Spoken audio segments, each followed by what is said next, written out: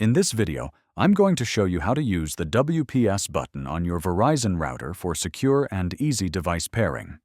The WPS button, which stands for Wi-Fi Protected Setup, lets you connect compatible devices to your Wi-Fi network without typing the password.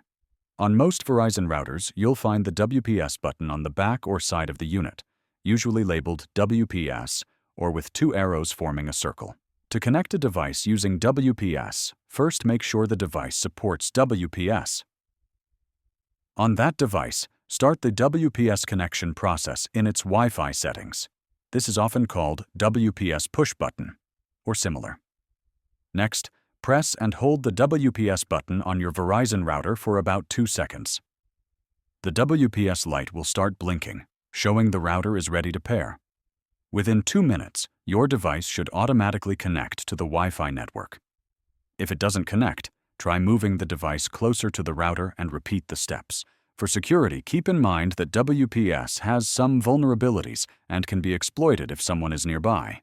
Only use WPS when necessary, and consider disabling it afterward through your router's admin settings. You can access these by entering the router's IP address in your web browser.